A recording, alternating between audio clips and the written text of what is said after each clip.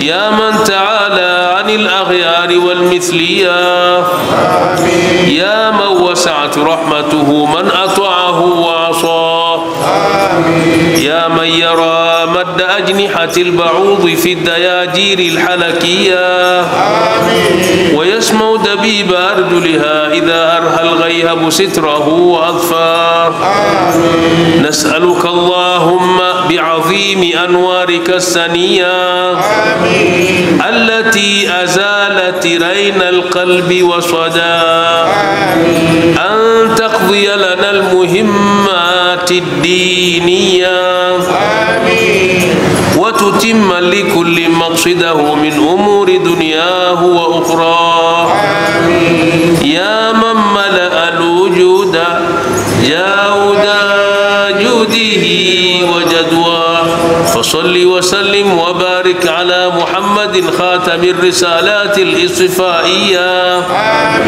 وعلى آله وصحبه ومن نصره ووالاه أعوذ بالله من الشيطان الرجيم وعباد الرحمن الذين يمشون على الأرض هونا وإذا خاطبهم الجاهلون قالوا سلاما والذين يبيتون لربهم سجدا وقياما والذين يقولون ربنا اصرف عنا عذاب جهنم إن عذابها كان غراما إنها ساءت مستقرا ومقاما والذين إذا أنفقوا لم يسرفوا ولم يقتروا وكان بين ذلك قواما. السلام عليكم ورحمة الله وبركاته. tunamshukuru Allah subhanahu wa ta'ala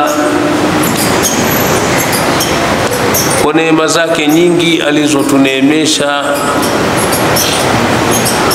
na miongoni mwa neema zake Allah ni kutujalia kufunga somo ya Ramadhani, na leo tuko darasani. Tusemeni alhamdulillah. Alhamdulillah. Katika sura yetu tunayokwenda nayo sasa iko mwishoni, suratul Furqan. Suratul Furqan kama mlivyoiona, mlivyoisikia, ilivyoeleza na ilivyotufundisha mawqif yake ya sasa, hadi sasa imesimamia kueleza watu wanaoitwa ibadur rahman. Kama kuna kitu anakatazwa akiache, basi anakuwa ni mja wa Mwenyezi Mungu. Sio kama hivi tunavyodhani kwamba mtu kwa kukaa tu atakuwa ni mja wa Mwenyezi Mungu. Wanake wengi tunajidanganya hivyo. Mimi sina, wanake tusikia mswali, mimi sina matatizo na mtu.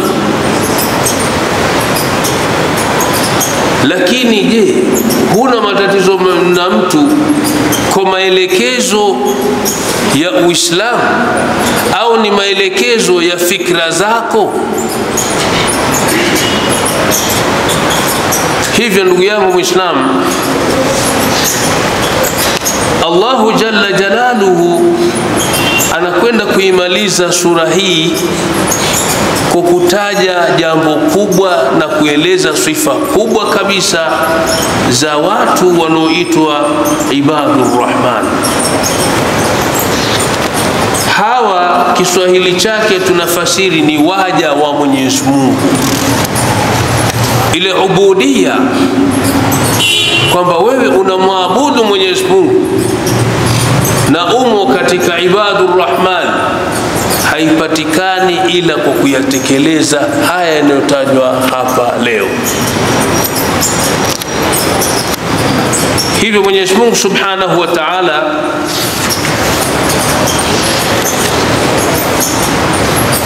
tulipokuwa tunasoma Mu'minuna mwaka ule, alitaja kad aflaha almu'minun, wamefaulu waumini, akataja sifa zao. Kwa hivyo ukiwa katika sifa zile utakuwa umeingia katika mu'minun.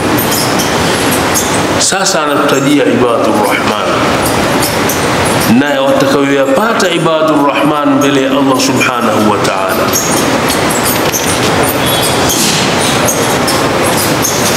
Mwenyezi Mungu subhanahu wa ta'ala anatupenda sana, na ni katika sifa yake kuwa na hurma sana na waja wake. Hapendi Waislamu kwa sifa haswa kuwa watu wapuuzi. Mwenyezi Mungu hapendi kuwaona Waislamu hawatekelezi maamrisho, hawajitumi.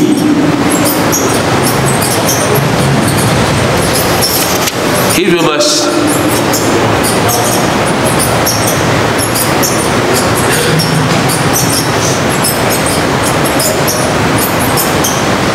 sababu zinazotajwa katika kushuka aya hizi ni nyingi, na hatutoziingilia kabisa. Tutaja tu sifa tu za moja kwa moja alivyosema hapa.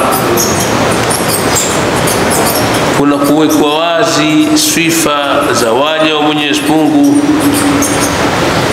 Waja hawa watastahiki kukaa katika mabustani ya pepo yaliyo ya juu kabisa, na insha Allah Mwenyezi Mungu atufikishe katika daraja hizo. Amin. Mpaka sasa tulipofika, huenda tumesifika. Nasema huenda tumeshasifika na sifa hizo. Sote tutakazotajwa hapo utaziona karibu tunazikaribia, na huenda zingine Mungu ajalie tuzifikie, ili tukakae katika ghurufatul jinan, katika mabustani ya pepo huko inshallah. Mwenyezi Mungu anataja karibu sifa 9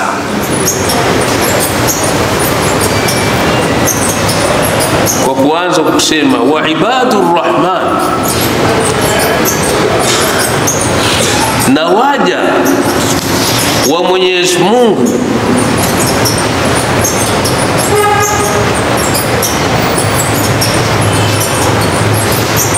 ambao Mwenyezi Mungu anawapenda. Wote ni waja wa Mungu, sio kama hao wengine sio waja wa Mungu, lakini waja wa Mwenyezi Mungu anaowapenda. Alladhina, ni wale ambao sifa yao ya kwanza, yamshuna ala al-ardi haunan, wanapokwenda au wanatembea ala al-ardi, katika ardhi hii aliyoiumba Mwenyezi Mungu, haunan, kwa unyenyekevu.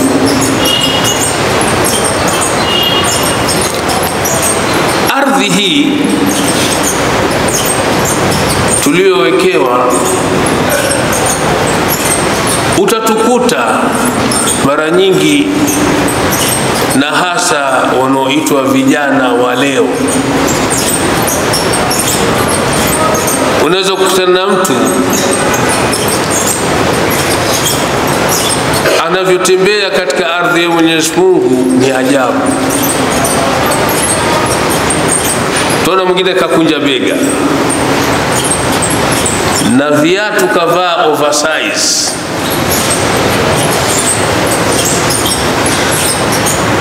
anavyokwenda anaringa, anajinyanyua.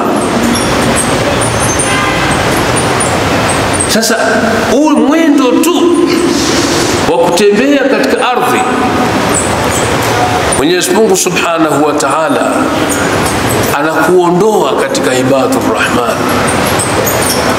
Kuna kutembea anakokukataza, na kuna kutembea anakokuelekeza. Katika nini Luqmani kule anasema wala tamshi fil ardi marahan, usitembee katika ardhi kwa kibri, kwa gogi.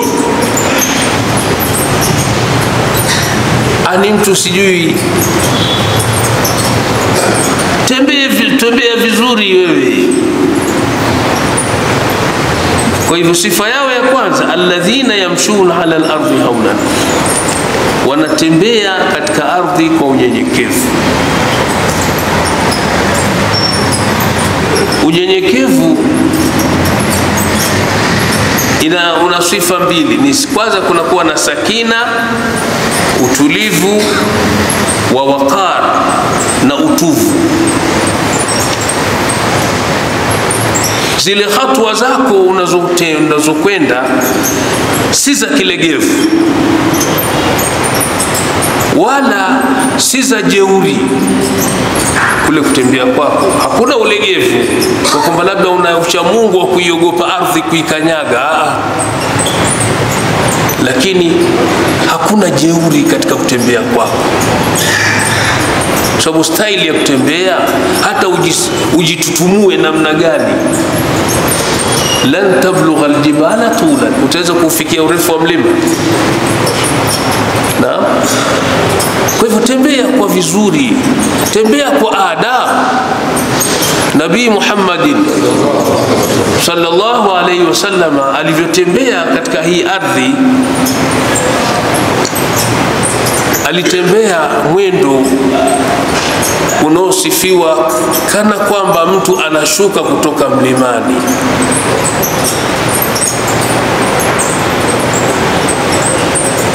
Kana kwamba anashuka kutoka wapi? Mlima. Mwendo unaotembea,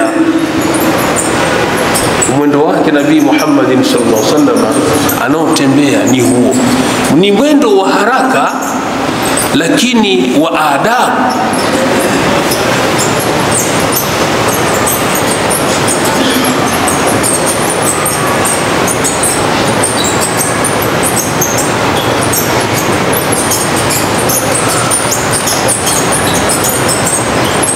Kwa hivyo kunakuwa katika kwenda kwako kusiwe na sifa ya tabajjur wal istikbar, ya gogi na kibri.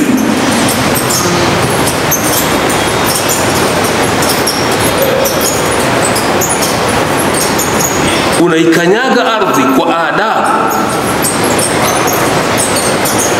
unafanya muamala na watu kwa ulaini. Unapotembea katika ardhi usiwadharau watu,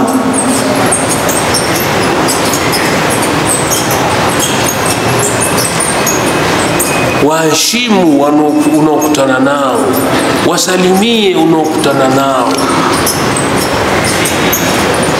Lakini umetoka kama ndio umetoka, hakuna kitu unakiona, ni kipuzi tu mbele yako, hamna kitu hapa. Kikutana na wenzako nini huyu, wasubiri uamkiwe. Kuwa na adabu ya kutembea. Unapokutana na mwenzako fanyaje? Msalimie. We mwenyewe usijitutumue.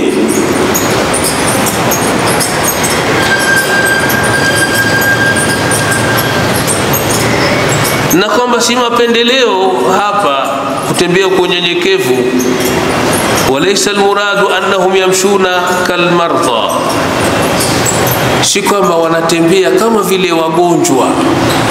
Si ucha Mungu kuikanyaga ardhi taratibu.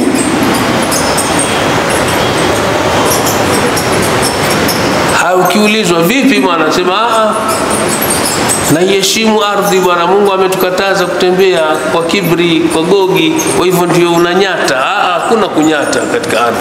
Tembea katika ardhi kwa mwendo aliokuumbia Mwenyezi Mungu Subhanahu wa Ta'ala. Kila mmoja hapa ana mwendo wake, lakini mwendo unaotakiwa utembee ni wa adabu.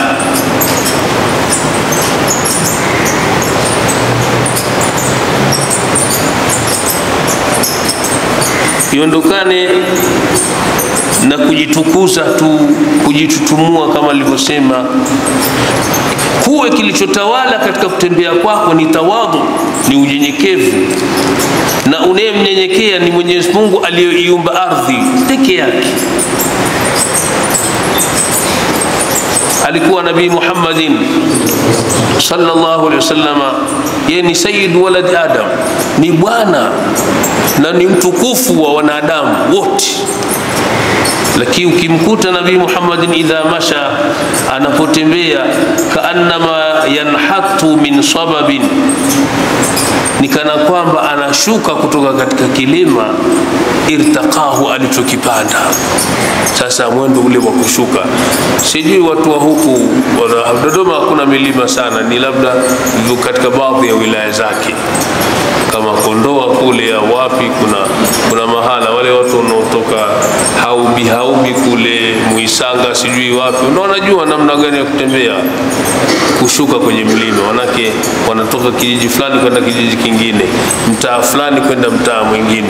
Hapa mara nyingi kuko tambarare zaidi kwa hapa Dodoma, lakini mwendo unaokwenda kwa kutembea ni kama ule anaokwenda mtu anayefanya mazoezi asubuhi, na mwendo ambao mwili pia una refresh, mwili unapata afya kwa kutembea. Kwa kutembea kwako mwili wako unakuwa unajenga misuli vizuri. Kwa kutembea kwako mwili unakuwa una raha. Ukiwa na tawadhu, unamnyenyekea Mwenyezi Mungu Subhanahu wa Ta'ala, basi na sifa ya kwanza aliyoionyesha ni ya kutembea iwe kwa unyenyekevu, isiwe kutembea kwako ni kwa kiburi. Basi umeshapata sifa namba moja ya ibadur rahman, sifa ya kwanza hiyo.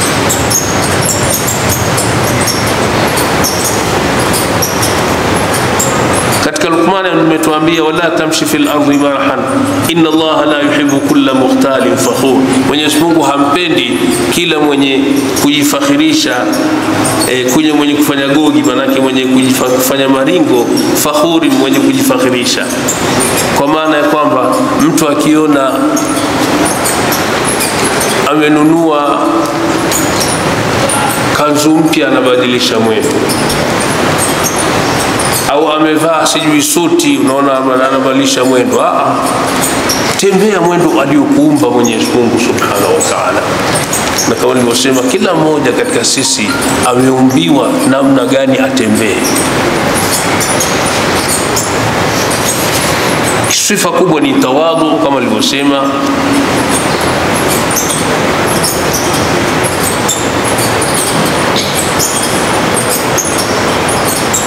Kisha sifa ya pili, katika kule kutembea mtu anakutana na watu. Anapokutana na watu, yeye anachotakiwa ni kusalimiana nao, awatolee salamu. Afshu salama bainakum, peaneni salamu kati yenu. Usitembee unakutana na wenzako huko kimya, wapi salamu? Assalamu alaikum, assalamu alaikum wa rahmatullahi, assalamu alaikum wa rahmatullahi wa barakatuh. Kuwa mchangamfu, uso wako uonyeshe bashasha na wenzako. Njiani kuwe na upole wa maneno na maneno mazuri unapotembea. Sasa wa idha khatabahumul jahiluna qalu salama,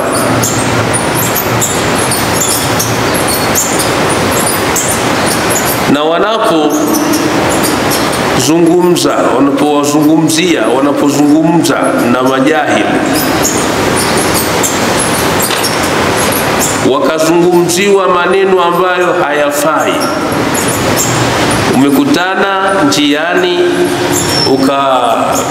na mtu yule akakuvurumishia maneno yasiyofaa. Jahla ziko namna mbili, ujinga uko namna mbili. Kuna mjinga tunaita jahilu basit, mjinga mtu asiyejua kitu. Huyu tunamwita ni mjinga. Asiyejua kitu fulani anaitwaje? ni jahil basit. Huyu anaweza kukutana na mtu akakuuliza, bwana, Chang'ombe iko wapi? Ukamwambia Chang'ombe, pita barabara hii utafika Chang'ombe. Kitu fulani kiko vipi? Lakini katika njia hiyo hiyo unaweza kuwa unatembea. Siku hizi kuna mtindo, si uko mahala pote au ni sehemu ya kwetu tu katika mtaa wetu. Unaweza kukutana na mtu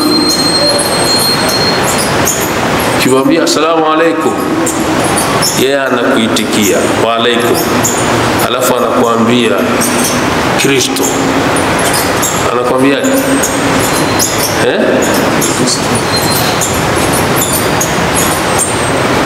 huyu ni jahili na umekutana naye, na haya maneno anayokuambia unayajua.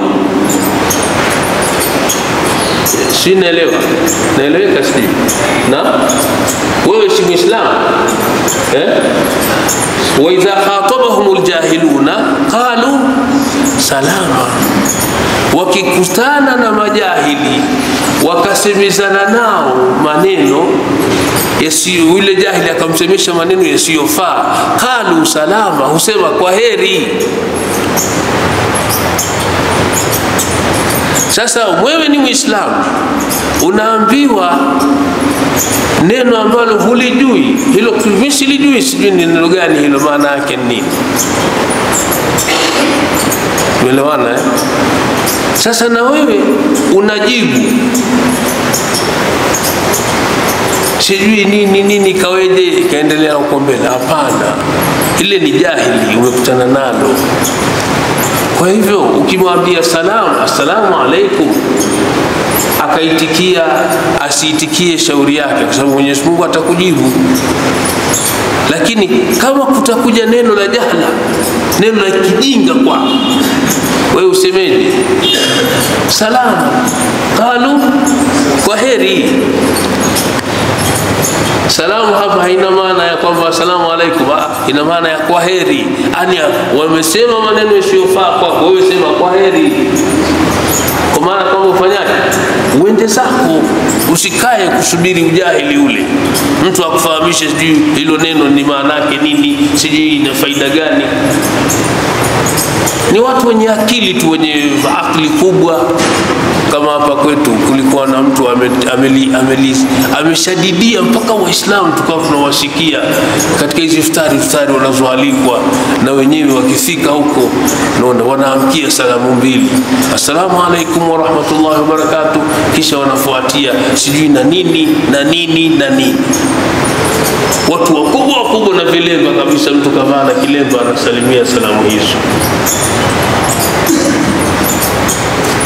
Sasa kiongozi huigwa. Yule kiongozi aliyoko sasa alipoona athari ya neno hili na litawapeleka watu pabaya, akasemaje? Salama, akaliaga neno lile kwa heri.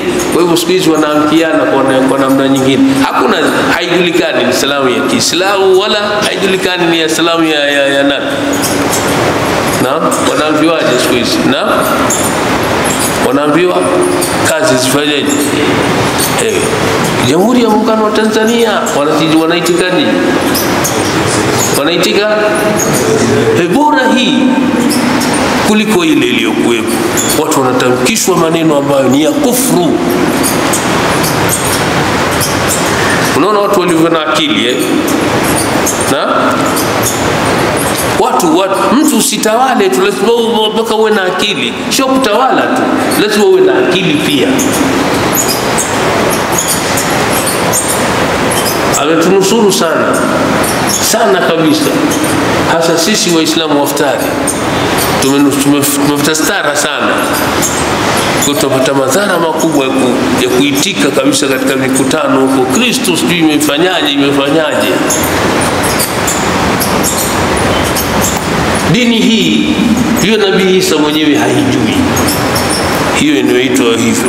Nabii Isa alayhi salam haitambui kabisa, kwa sababu yeye amepewa Uislamu, na wale wafuasi wanaofuata wameitwa ni manani wale? Waitwa manaswara na Ukristo umekuja miaka 300 baada ya kurufaishwa Nabii Isa alayhi salam. Miaka 300 baada ya kurufaishwa, kina St. Paul huko ndio wakaleta mambo haya. Haya ni mambo ya kinini wale wa Italiano, wale mambo ya Kigiriki na nani wale Kiyunani ndio wakaleta hili. Ni waabudu masanamu wale, unaoabudu masanamu ndio wameleta mambo haya. Tupo hapo. Kwa hivyo tusitike tu. Wa idha khatabahumul jahiluna qalu salama. Ukizungumza na majahili wakakueleza maneno ambayo sio kama hayo ya barabarani na sehemu zingine, wewe semaje? Kwa heri, usikae kubishana nao. Waage tu, kwa heri bwana, endelea na mwendo. Hiyo ni sifa ya pili. Uwezi kuwa ibadur rahman ikiwa una kisebusebu cha kukubali haya mambo ya kipuuzi yanayofanywa na wewe ukawa nayo.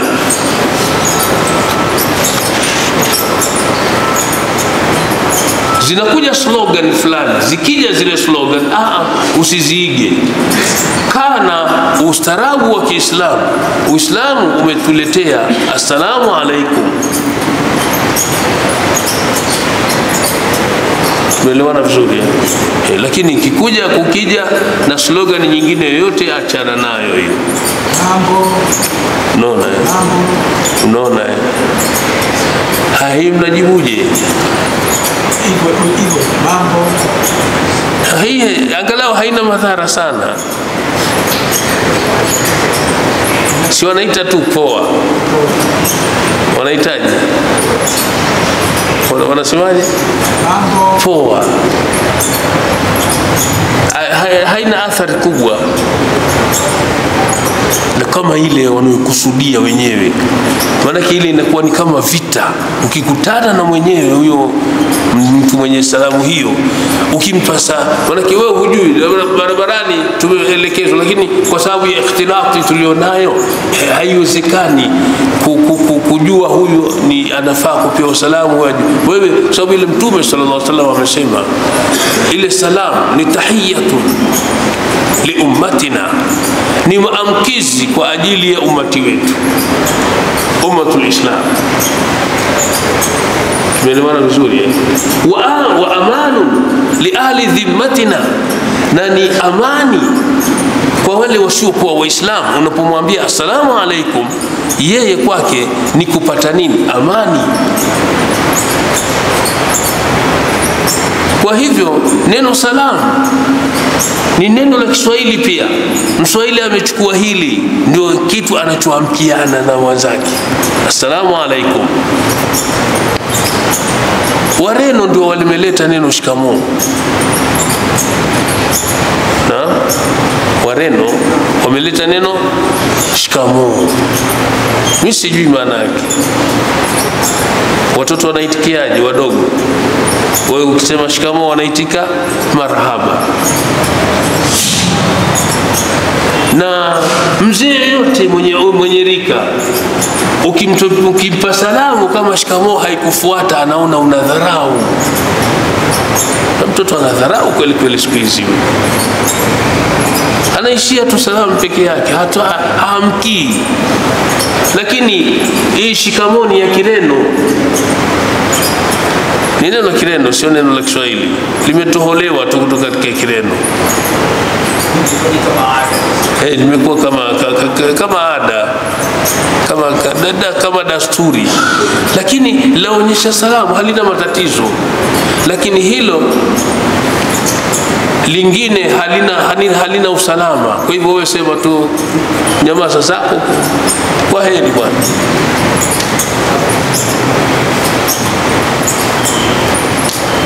Na hao majahili kama nilivyosema, kuna jahili basit, unaweza kumuelekeza akakuelewa, lakini kuna jahilu murakkabun, jahil ambaye ni murakkab, hawezi kuelezeka, utatumia muda mrefu sana kupoteza wakati naye. Huyu mwache, ndio huyu sema kwa heri tu, nenda zako. Kuna kundi la maswahaba walitoka, ni watu walikuja Maka. Walipokuja Maka wakamkuta Nabii Muhammadin sallallahu alaihi wasallam anatoa da'wa, na wao wakasilimu ilezo da'wa vizuri, alhamdulillah, wakasilimu. Waliposilimu Makuraish kina Abu Jahali wakawaambia, nini wapuzi kweli kweli nyinyi, sisi mmekuja Maka hapa kwa ajili ya mambo yenu, mmefika mmekuta jambo, huyu Muhammad anaeleza jambo lake, tayari mmemfuata. Watu wale, angalia adabu waliokuwa nayo, hawakutaka mzozo na Makuraish, wakawaambia salama, kwaherini,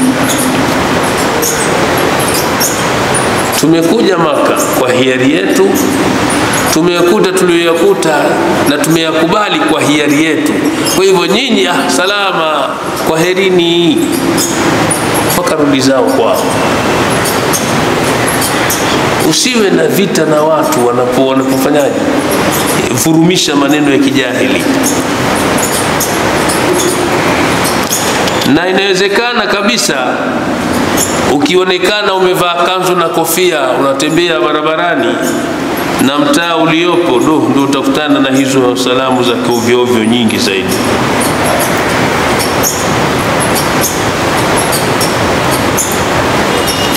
Lahu zote utazokutana nazo barabarani.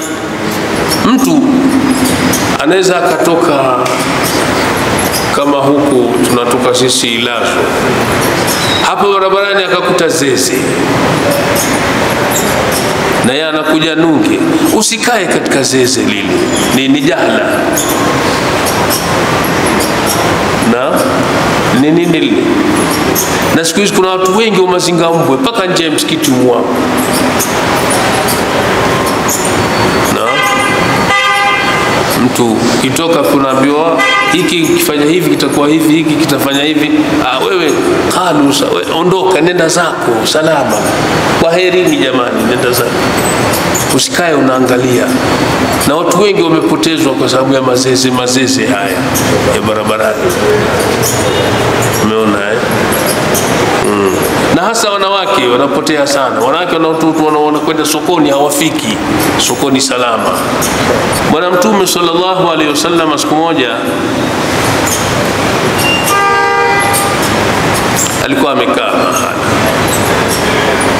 Alipokaa basi mmoja katika watu walikuwa karibu yake, mmoja anamtukana mwenzake, tukana kweli kweli. Na yule anayetukanwa yeye anajibu neno moja tu, wa alaika. Akitukana ambia wa alaika, wa alaika, wa alaika, basi. Nabii Muhammad sallallahu alaihi wasallam pale alipokaa anakuwa anafurahi kabisa. Umeona Sasa huyu anayetukanwa akajibu sasa, na mshenzi na wewe, huna adabu na baba yako na nyanya yako Mtume sallallahu alaihi wasallam alikasirika sana na akaondoka eneo lile. Basi akaja yule alikuwa anatukana, "Ya Rasulullah, vipi bwana? Mimi nimetukana muda wote unafurahi na unaona raha, lakini nimejibu tu mara moja hapa umeukasirika na umeondoka." Na si mwingine aliyekuwepo alikuwa anayetukana ni Saidina Abu Bakar radhiyallahu ta'ala anhu. Akamwambia wewe pale ulipokuwa ukimjibu yule mara ya mwanzo ile kusema wa alaika, ni kwamba hujapituka mpaka. Anakwambia huna akili, uambia na wewe huna adabu na wewe. Lakini uliporuka mipaka kusema huna adabu na baba yako na nani, basi amekuwa anafanya umetukana watu wasiohusika. Kwa hivyo shaitani kaingia pale, mimi siwezi kukaa. Sinaeleweka. Lakini ukimwambia mtu barabarani anayekutukana huna akili na wewe, basi kaishia hapo. Huna adabu na wewe, yani kile anachokuambia ndicho unachofanyaje, unachomrudishia hicho hicho. Hakuna tatizo hapo, ila ukizidi matatizo, ukitukana na wewe, basi itakuwa mtihani. Hapo hakuna khairi tena. Kwa hivyo Nabii Muhammadin sallallahu alaihi wasallam alisema, amma inna malakan bainakuma, malaika alikuwepo kati yenu, yadhubu anka, anayekutetea wewe unetukanwa. Kullama shutimta kullama shatamaka hadha, kila alipokuwa anakutukana huyu, qala lahu, yule malaika anamwambia, bal anta wa anta ahqqu bihi, bali wewe na wewe wastahiki zaidi hilo tusi unalomwambia mwenzako.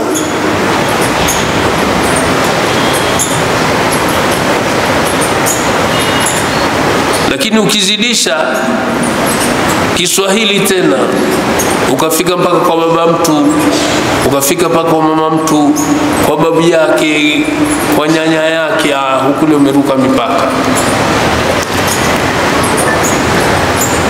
Adabu ya tatu ya ibadur rahman walionayo ni watu wa kuswali usiku.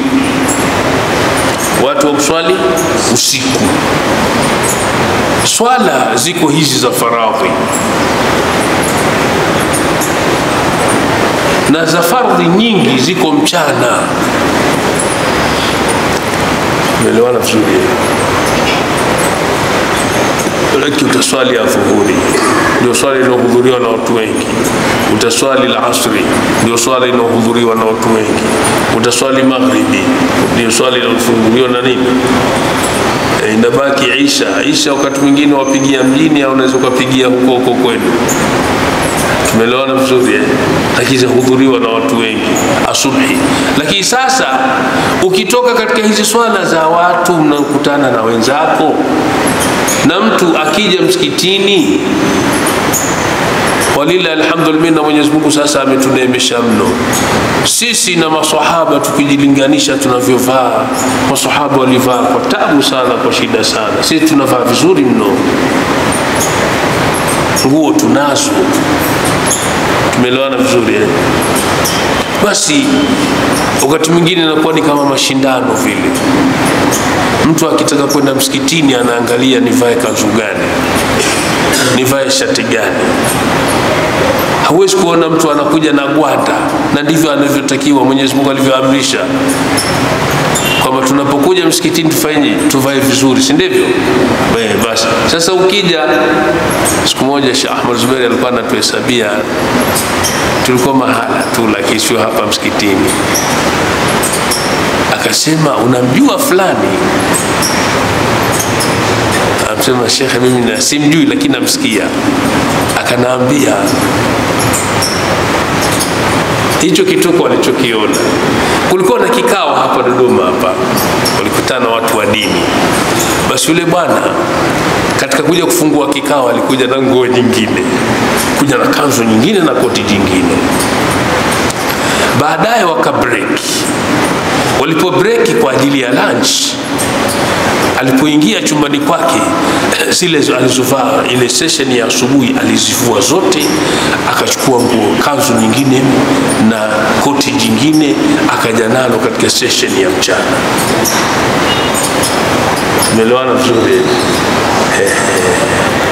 Sasa inawezekana msikitini tunakuja wasafi, kwa sababu ya vipindi vilivyopo, na tunakuja kwa kushindana kanzu mpya zilizoko. Tumeelewana vizuri? Lakini ikifika usiku ni wewe na Mungu wako. Ikifika usiku ni wewe na Mungu wako. walladhina yabituna lirabbihim sujadan wa qiyama. Ibadur rahmani ni wale ambao yabituna,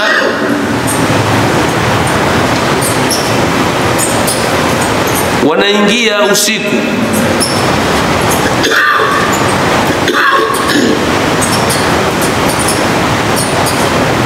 naam,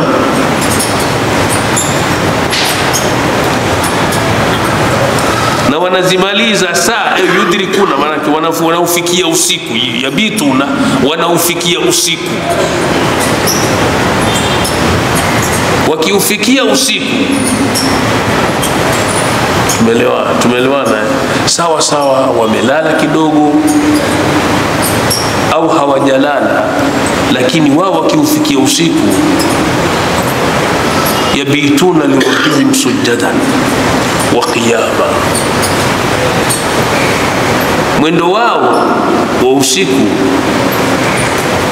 ni kama mwendo wao wa mchana.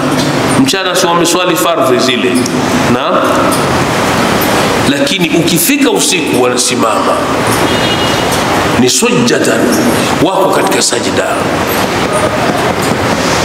hawalali usiku wote. Wa qiyaman, wako katika visimamo, kusoma Qur'ani ndefu usiku mwingi katika swala. Hao ndio ibadur rahman. Na mtindo huu watu wa huku bara huku hawana dasturi yetu. Hatuna dasturi ya kusimama usiku. Tulikwenda semina moja, tukakutana na watu kutoka Mtwara. Subhanallah, watu ni mahodari hao, watu kutoka Mtwara, Lindi kule hivi, ni mahodari kweli kweli kusimama usiku. Kwa hivyo inaonekana huku kwetu huku brush la watu kusimama usiku kufanya ibada usiku halipo sana. Sisi tukimaliza Isha tunakwenda kulala, ni haki yetu kwenda kulala, lakini ili tuwe ibadur rahman lazima tukeshe usiku kwa kuswali na tukeshe kwa kusimama kufanya ibada. Sio, inaeleweka? Na kwa sababu hizi swala za mchana zimeingiliwa sana na ria, kama nilivyosema. Ukija na nguo hii ni kama wanawake wako hivi. Mwanamke akienda sokoni kununua mahitaji yake, atanunua, akimaliza atafika nyumbani atasema nimesahau nyanya, atavaa nguo zingine, arudi sokoni kununua nini? Kununua nyanya. Akirudi nyumbani atasema nimesahau nazi, lakini hatorudi sokoni na nguo zile zile, anabadilisha, arudi tena na nguo zingine kwenda kununua nini? Kwa hivyo hata kama atarudi mara 3 mara 4, kila akirudi sokoni lazima atakwenda na nguo mpya, sio ile ya kwanza aliyovaa. Sasa maana yake nini? Huku mchana kuna ria nyingi, usiku ni wewe na Mungu wako peke yako. Sasa kesha usiku sujadan, kwa kufanyaje? Kwa kusujudu, kwa maana ya kuswali, wa qiyaman, na kusimama katika ibada. Ili tuwe wa ibadur rahman lazima tulifanye hili. Kama hatutolifanya hili hatuwezi kuwa ibadur rahman. Sio, inaeleweka? Na hatuwezi kuwa ibadur rahman kwa sababu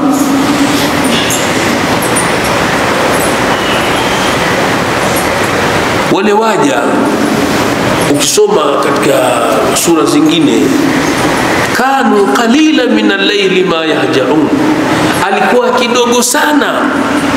Usiku ndicho muda wanaolala. Usiku hawalali kwa muda mrefu, wanalala kidogo sana. Wabil ashari, wakati wa usiku mwingi, saa 9, 10 kule. Umeelewa? Yastaghfirun, ni watu wa kumuomba msamaha Mwenyezi Mungu. Utaona mtu wakati ule ndio amesimama kabisa, analeta istighfar yeye na Mungu wake peke yake. Kitanda kakiacha, mke kamuacha, TV kaacha, simu kaacha. Tofauti na sasa, simu zinatupotezea muda mwingi sana kuliko ibada. Watu wanachati kule, kuangalia leo kwenye simu inaitwa nini? Kule sio kuchati, ni kuna kufanyaje? Kuchati suna ile na mwenzako, wewe na mtu mwingine, lakini ile ya kwako tu wewe peke yako na simu yako, unaangalia program zilizo mle. Kule kuna tunaita nini? Kuperuzi. Kiswahili chake hakipo, ni kuperuzi tu. Peruzi ni nini? Kuchambua yaliyomo. Unaangalia hili silitaki, nataka hili silitaki, nataka hili. Leo alhamdulillah tunamshukuru Mungu kwa sababu kuna darasa toka za nunge pia zipo katika YouTube. Tuseme alhamdulillah, wallahi Mwenyezi Mungu awadumishe vijana hawa. Unaweza yote ni ya kipuzi, kusema acha mimi ngoja nikae darasani leo kusikiliza darasa. Na ndivyo tunavyotakiwa, vitu viingie mle, zile ni program ziingie mle. Tukitoweka vitu vyetu, vitu vitakavyoangaliwa na kunini ni vya kipuzi. Kwa hivyo Mwenyezi Mungu atujalie ni katika wenye kusimama usiku, ili tuwe ibadur rahman. Ani mwendo wetu uwe hivyo. Na walila alhamdulillah, Ramadhani imetufundisha. Sasa watu wanaswali tarawehi, wengine wanabaki. Lakini ukitaka kusimama usiku ni vizuri ukalala. Swali isha, pumzika, ukiamka umeelewa vizuri, itakuwa vizuri zaidi kuliko kuunganisha moja kwa moja. Umeswaliisha, umekaa hapa msikitini, kisha unakuja unaunganisha na qiyamul layl, utaswali huo usiku, alafu mchana huwezi kufunga. Somo la Ramadhani inatumika wakati gani? Somo tunafunga wakati gani jamani? Tunafunga usiku, tunafunga mchana. Somo ni mchana. Sasa kushughulika, sisemi kwamba watu wasiswali sunna wasifanye nini, lakini kushughulika na sunna ukaacha kufunga mchana kwa madharura iliyopo si vizuri. Kwanza tekeleza la fardhi. Siku moja najitolea mfano mwenyewe, nilikuja hapa, ilikuwa mwaka 94. Watu wamechoma, msikiti kilikuwa kidogo, watu wamechoma dawa za mbu, zile za mbu wamechoma hapa msikiti, wamejaa dawa tupu. Kweli nilikaa usiku ule, lakini mchana kifua kilinibana ajabu, na kama napata tabu, siwezi kufunga. Sasa nafanyaje? Kifua kimebana, na kile kimesababishwa na dawa zilizonizukuta kule hapa msikitini. Na wengine wanapuliza marungu yale, puliza rungu lile, unaona, kwa ajili ya kufukuza nini? Mbu, si ndio? Mchana utashindwa watu kwa sababu allergy na nini, utaenda kushindwa kufunga. Tunachozungumza hapa na ndio cha mwisho leo ni kwamba ili tuwe ibadur rahman lazima tusimame usiku. Kama hatutosimama usiku, hata baada ya Ramadhani kumalizika, hatutoingia katika usajili wa ibadur rahman. Nafasi zingine zipo, lakini ibadur rahman nafasi hiyo hatutoipata. Sio, inaeleweka?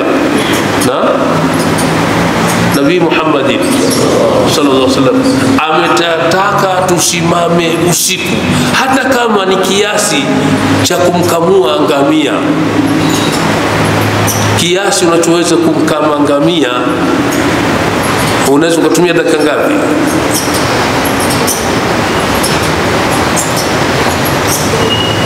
Dakika ngapi unaweza kutumia? Fananisha na ukamuaji wa ng'ombe labda inaweza kuwa dakika 40. Sio kweli. Dakika 2 unaweza kukamua. Si lazima ujaze. Kukamua sikule kuyavuta ile maziwa kutoka katika chuchu kiwele kuyaleta katika chombo. Ni ile kiasi cha kufanya hivi na hivi ndio kukamua. Sio kuyatia katika chombo. Haikusudiwi kuyatia katika kile chombo. Kule kufanya hivi. Kiasi cha wewe kupeleka vidole vyako katika viwele vya mnyama yule ngamia ukayavuta kuja chini. Ni kiasi kidogo sana. Swali rakaa 2. Na wakati mwingine unaweza ukaamshwa maksudi. Unaamka maksudi vipi? Umelala, unasikia haja ndogo, inabidi uende uani. Sasa ukiamshwa ule maamsho maksudi, nenda uani. Usirudi kulala. Chukua udhu. Swali rakaa 2. Ukimaliza rudi ukalale. Umeshasimama usiku tayari. Ya habadha ukiswali rakaa 3 itakuwa vizuri zaidi. Swali rakaa 3. Ya habadha ukipata rakaa 3 4 rakaa ngapi? 5 7 fa ahlan wa sahlan. Tumeelewana vizuri Kwa hivyo bado sifa za hawa ibadur rahmani zinaendelea, lakini kubwa ndugu yangu Muislamu, man salla rak'atayn au akthara ba'da al-isha'i. Bwana Mtume sallallahu alaihi wasallam kwa hadithi iliyopokewa na Ibn Abbas anasema, man salla rak'atayn, mwenye kuswali rakaa 2 au akthara au zaidi ya rakaa 2 baada al-isha'i, baada ya kuwa amemaliza kuswali isha, faqad bata lillahi sajidan, hakika huyo amekesha kwa Mwenyezi Mungu, amesujudu. Rakaa 2 tu kiziswali baada ya isha, unahesabiwa wewe umekesha kwa Mwenyezi Mungu. Umefanyaje? Umesujudu. Wa qa'iman, na umesimama. Mwenyezi Mungu atujalie inshallah. Ni watu tutakaoweza kuyatekeleza haya ili tuwe ibadur rahman. Na mtaona mbele kadiri maelezo yatakavyokuja, hawa ibadur rahman Mwenyezi Mungu atataja malipo yao, kama ambavyo waliofunga atataja malipo yao, na hawa ibadur rahman atataja malipo yao. Leo tumesoma sifa 3. Sifa yao ya kwanza tuliyoisoma ni ya unyenyekevu, na hasa wanapotembea wanatembea kwa unyenyekevu, kwa utulivu. Na sifa yao ya pili, hawa na wanapozungumza na majahili hawana muda wa kusubiri maneno yao, wanasema kwa heri, wanayaaga ile maneno ya puuzi njiani. Na sifa ya 3 ni watu wanaoswali usiku, na Nabii Muhammad sallallahu alaihi wasallam akasema kuswali usiku ni baada ya isha. Baada ya isha unachokiswali kwenda kule kinaitwa umeswali nini? Umeswali usiku, hata kama ni rakaa 2 kama alivyotolea mfano. Insha Allah Mwenyezi Mungu akipenda itakuja sifa ya 4. Unaona, kuna kitu kimewekwa na wazee wetu na wanakikazania sana, hasa baada ya salati subhi. Utasikia watu wanaleta uradi, minan nar, Allahumma ajirna minan nar. Lakini hawa wasomaji wa leo wanaona ni kitu cha bid'a, ni kitu kibaya. Sasa Mwenyezi Mungu atatuonyesha sifa nyingine ya ibadur rahmani ni wanafanyaje? Itakuja hapo mbele. Sifa ya 4 tuelewana walladhina yaquluna rabbana sirif 'anna 'adhaba jahannam. Hiyo itakuwa sifa ya 4. Hivyo inshallah Mwenyezi Mungu atufikishe. Amin. Ili ni kesho tena atupe umri, kesho tuweze kuendelea na sifa nyingine. Hizi hazihitaji nini na maelezo, inafahamika. Ni vitu ambavyo ni simple, vitu ambavyo si havina ghumudh. Sababu ile Qur'ani iko hivi, kuna vitu ambavyo vina ghumudh kama vile vilivyotajiwa jana. Kwa mfano pakitajwa mambo kama alivyosema wazayyana samaa dunya bimasabi kama jana tulivyosema tabarakalladhi jala fi samai buruja. Sasa ile ni vitu vinataka ghumudh, vinataka watu wafafanuliwe kwa ilmu iliyosomwa. Maana ile mpaka usomee ilmu al-miqat. Tukiepuka usingizi tutakuwa tumesajiliwa katika daftari la ibadur rahman.